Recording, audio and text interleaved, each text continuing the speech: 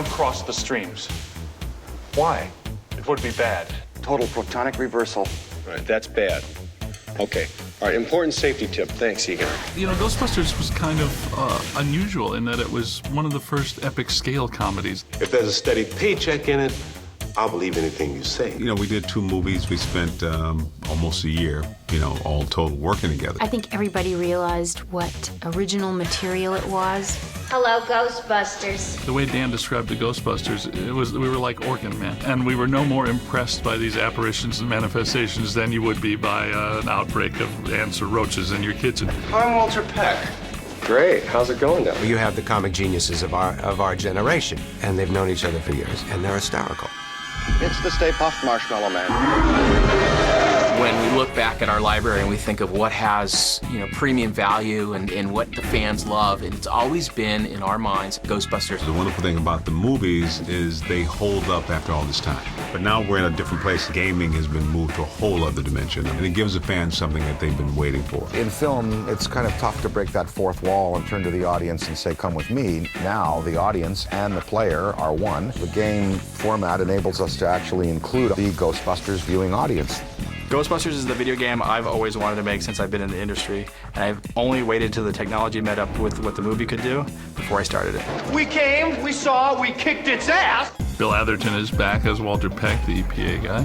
Annie Potts is back as Janine, and then all the Ghostbusters is Ernie Hudson, Danny, me, and Bill Murray. Having Dan Aykroyd makes the game. Having Bill Murray, having, Harold Ramis and Ernie Hudson, that makes the game. I mean, you have to have Janine answering the phone at Ghostbusters headquarters. I mean, you can't have someone else do that. Ghostbusters, what do you want? My character it feels like, as we record the dialogue, that my character has a lot of instructions. Because Egon is the logical, systematic one. I didn't realize I had so many memorable lines until 25 years later, somebody will go, that's a big Twinkie. That's a big Twinkie. Bill Murray's character, Venkman, kind of holds down that kind of dry, skeptical, mundane quality. And that makes for a lot of comedy. It's right here, right? It's looking at me. He's an ugly little spud, isn't he? I think he can hear you, Ray. If there was a movie script as long as a game script, the film would be like all the Lord of the Rings films strung together. It's about 1,000 pages because you have to cover all these alternatives. When I first heard about it, I thought, okay, well, maybe it will be different, but all the characters really ring true. It looks more like the sequel than a game. It tells the third story. I watched the first 2 movies in preparation for it, and harken back to that enthusiasm that I had when I first wrote it. When Dan announced that, he and Harold would actually love to write the script, that you're like, because you're worried, can we pull off the comedy of those first 2 films? Well, now we have the script writers from those films. This chapter of Ghostbusters takes place in 1991, 2 years after Ghostbusters 2, because they wanted enough time to pass where things can settle down from the last movie. Always wanted a marine component to the Ghostbusters, so in the game there might be structures in and around the river outside Manhattan Island. Without giving too much away, certainly has that. Well, for the story of the game, they have the great device of this mandala with nodes that represent different focal points of turbulence in the city. We're paying the Ghostbusters very well through these city contracts. That's the way it works now, yeah. Like the sanitation department, the police department, the fire department. It was always to be such, that Ghostbusters were to be an essential sanitation arm of living in urban life. The city had taken out a insurance policy against the Ghostbusters, so everything's billed to the city directly. But with all this destruction they're doing around town, the bills are getting quite enormous. So the mayor hires Peck as a paranormal oversight committee. So he's there to check the books to make sure the Ghostbusters are doing everything properly. And every time you destroy something in the game, he's going to be in your face. Never done a game, so it was all new. I am Walter Peck, sir, and I'm prepared to make a full report. These men are consummate snowball artists. It's hard to get rid of old Peck. The most intense thing that happens to him now is that he becomes possessed. And my first official act is going to be suspending these idiots' operating license. Yeah, they needed a average-looking Joe Blow off the street to play the rookie character, and I successfully campaigned for that spot. You'll recognize the back of my ears really well. Well, the player is a cadet. He's a rookie. He joins the Ghostbusters, and there are new problems at the library. There's museum problems. The Hotel Sedgwick makes another appearance. Certain familiar entities recur in the places where they first appeared in the film. So Stay Puft Marshmallow Man back on the streets of New York, Slimer's back in the hotel, which is a nice kind of callback to it may evoke a little nostalgia in the player. All of the equipment and all of the locations and all of the characters and everything are absolutely eye-popping in this game. It's done with real affection for the original concept. We're just able to go places that we weren't able to go in the movies. It really is, to me, the third movie.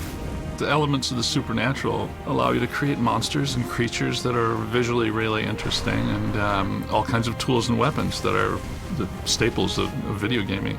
The game, it's funny, the interiors are a lot more vivid than a film, and then the exteriors, and we get to take advantage of the streets, the river, the buildings, and go places where you just couldn't go in a movie, you know.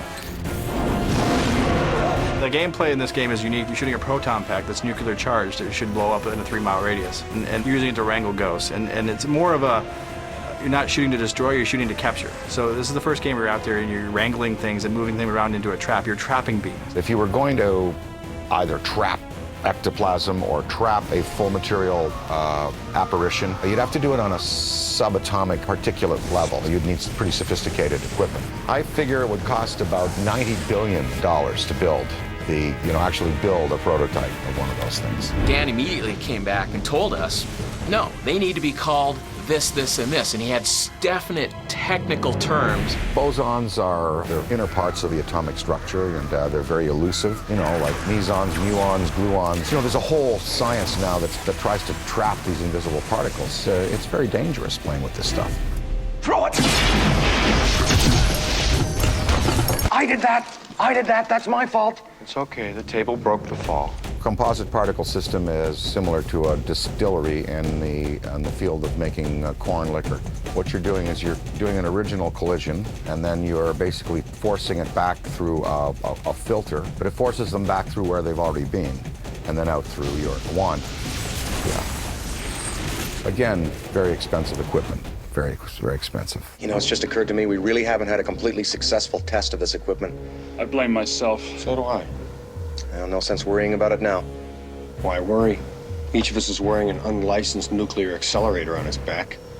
When we set out to work with the developer, we interviewed actually quite a few, and Terminal Reality came in with a demo that quite honestly blew us away. The Infernal Engine, our internal engine here at Terminal Reality, really allows us to create a living, breathing world, so to speak. We can put literally thousands of objects moving through the environment at once. You can blow apart things.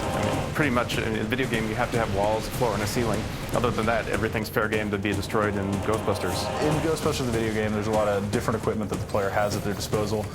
We've kind of taken the traditional proton stream and we've added some elements to it. If this was a movie, there wouldn't be the level of environmental destruction. We kind of go above and beyond. All the crowds, all the individual people actually have their own AI. There's no flocking AI. It's not hurting. I think one of the biggest challenges of working on this game is everybody wants this to be a great game. And then we bring to that the burden of knowing that gamers out there want this to be a great game.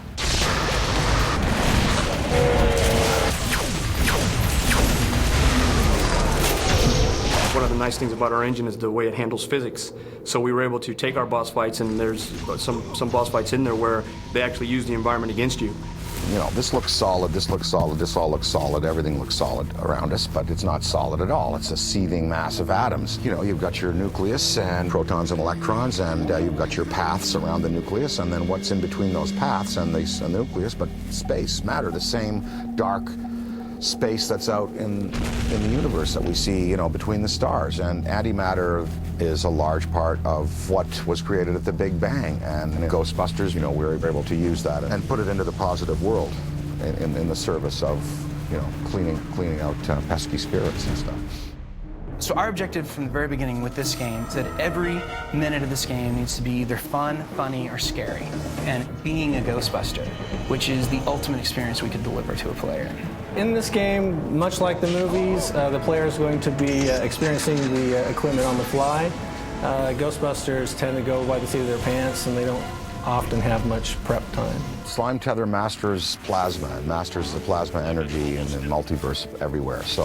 And enables the operator to hold on to entities that would go back to the dimension they came from or vanish. They can't do it if once the slime tether touches them. Think of it as I guess, the glue on the bottom of a fly's, foot. It's that kind of viscous, almost like a psychically viscous material.